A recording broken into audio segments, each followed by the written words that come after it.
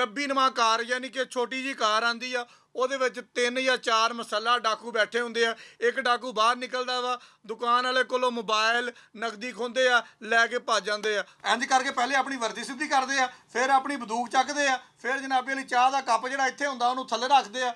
ਰੱਖਣ ਤੋਂ ਬਾਅਦ ਫਿਰ ਜਨਾਬੇ ਲਈ ਗੱਡੀ ਸਟਾਰਟ ਹੁੰਦੀ ਆ। ਇਹ ਫੈਡਮਕ ਪੁਲਿਸ ਦੀ ਨਾਹਲੀ ਆ, ਉੱਥੇ ਵਾਲੇ SHO ਦੀ ਨਾਹਲੀ ਆ ਕਿ ਉਹਦੇ ਕੋਲੋਂ ਜਨਾਬ ਇਹ ਬੰਦੇ ਨਹੀਂ ਫੜੇਗੇ। अस्सलाम वालेकुम। अच्छा जी, थाना फैडमक की पुलिस जी आ ना वो सुस्त आ, शहरी और डाकू जोड़े आ ना ये चुस्त आ। सड़क CCTV वीडियो सामने आई है, वो देख के ना तो यकीन करो दिल करता वा कि इन्हां पुलिस वालियां नूं नौकरी तो फारग करिए, डाकूआं नूं और इस शहरी नूं पुलिस भर्ती कर लीए। IG साहब नूं रिक्वेस्ट करांगा कि सर यह वीडियो देखो, उस तो बाद कोशिश करो कि इन्हां डाकूआं नूं आपां फड़ीए, इन्हां दे इंटरव्यू करिए, इस शहरी का इंटरव्यू करिए। भावें इन्हों कांस्टेबल जो भी भर्ती हो सकता, जो भी कोई कानून के अंदर जगह हैगी है इन्हों कर लो। जनाब साढ़े SHO साहब थाना फैडमक वाले पता ही करते हैं, AC चलाते हैं, जो पिछे वाला कमरा ना वो जाके बिल्कुल आराम नाल सुते रहंदे आ ना। इलाके दे विच गश्त हुंदा वा। फैडमक दा वो इलाका वा जिथे गैर मुल्की वड्डी तादाद नाल रहिंदे आ। साडे अफसराने बाला हर दूसरे तीसरे दिन बाद जाके उत्थे विजिट करदे आ। अगर फैडमक दे इलाके दे ए हाल होणगे कि पुलिस मोबाइल सामने खलोती हुई आ, पुलिस एहलकार जिन्हां दे ढिड 40-40 जिन्हां दी वेस्ट होएगी वो बाहर बैठे हुए आ, नाल उत्थे जनाबे लई चाय पी रहे आ, बिस्कुट विच डोब रहे आ। किसी दा बिस्कुट जिहड़ा वा वो चाह दे विच भी जाके डिग जांदा वा, फिर उहनूं चमचिਆਂ नाल कढ के खांदे पींदे। ਇਹ ਇੱਕ अलहदा मैटर आ, लेकिन सिर्फ ਤੁਹਾਨੂੰ ਦੱਸਣ ਦਾ ਮਕਸਦ ਇਹ ਆ ਕਿ ਇਹ CCTV ਫੁਟੇਜ ਸਾਡੇ ਮੂੰਹ ਦੇ ਉੱਪਰ ਚਪੇੜਾਂ ਵਾ। ਇਹ ਤੋਂ ਇਲਾਵਾ ਹੋਰ ਕੱਖ ਨਹੀਂ ਹੈਗਾ। ਜਿਹੜੇ ਬੰਦੇ ਇਹਨੂੰ ਵੇਖਦੇ ਪਏ ਨੇ ਉੱਥੇ ਸਾਹਮਣੇ ਡਕੈਤੀ ਦੀ ਵਾਰਦਾਤ ਹੁੰਦੀ। ਖੈਰ ਜੀ, ਡਕੈਤੀ ਦੀ ਵਾਰਦਾਤ ਦਾ ਅਹਿਵਾਲ ਤੁਹਾਨੂੰ ਦੱਸਦੇ ਆ।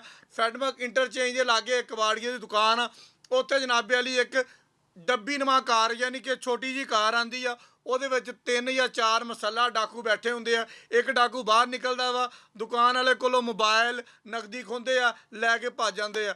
ਪਰ ਜਨਾਬੇ ਵਾਲੀ ਉਹ ਦੁਕਾਨ ਵਾਲਾ ਕੋਈ ਐਡਾ ਚੁਸਤ ਆਦਮੀ ਆ, ਉਹ ਇੰਜ ਭੱਜਿਆ ਨਾ ਜਨਾਬ ਜਿਵੇਂ ਕਾਂ ਨੂੰ ਗਲੇਲ ਵਿਖਾਈਏ ਨਾ ਤਾਂ ਉਹ ਨਹੀਂ ਭੱਜਦਾ, ਧੜਕ ਜਾ ਕੇ ਗੱਡੀ ਦੇ ਵਿੱਚ ਜਾ ਵੱਜਾ। ਮੈਨੂੰ ਲੱਗਦਾ ਬੂਹਾ ਵੀ ਨਹੀਂ ਬੰਦ ਹੋਇਆ, ਉਹ ਸ਼ੀਸ਼ੇ 'ਚ ਜਾ ਵੜਿਆ ਵਿੱਚ।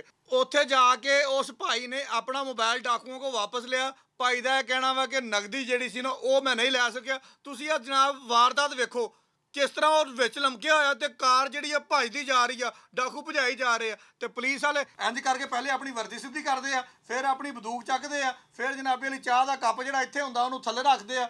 ਰੱਖਣ ਤੋਂ ਬਾਅਦ ਫਿਰ ਜਨਾਬੇ ਲਈ ਗੱਡੀ ਸਟਾਰਟ ਹੁੰਦੀ ਆ।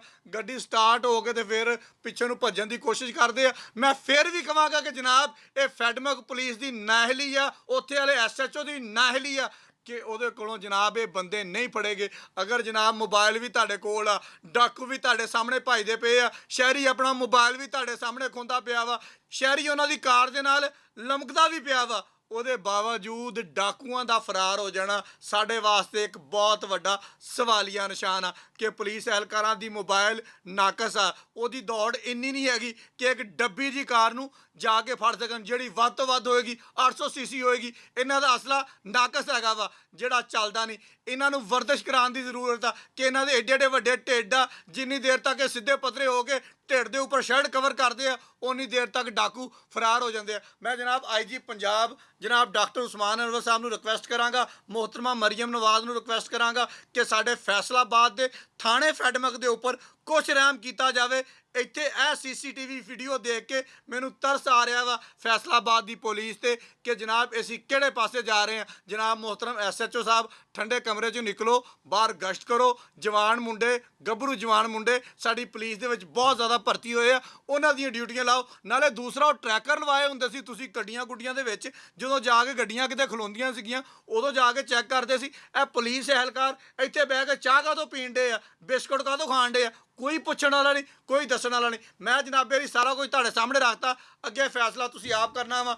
ਫੈਡਮਕ ਦੇ ਇਲਾਕੇ ਦੇ ਵਿੱਚ ਗੈਰ ਮੁਲਕੀਆਂ ਦੀ ਆਮਦ-ਓ-ਰਫਤ, ਗੈਰ ਮੁਲਕੀਆਂ ਦਾ ਉੱਥੇ ਕੰਮ ਕਰਨਾ, ਅਸੀਂ ਕਿਹੜੇ ਪਾਸੇ ਜਾ ਰਹੇ ਹਾਂ। ਬਹੁਤ ਸ਼ੁਕਰੀਆ।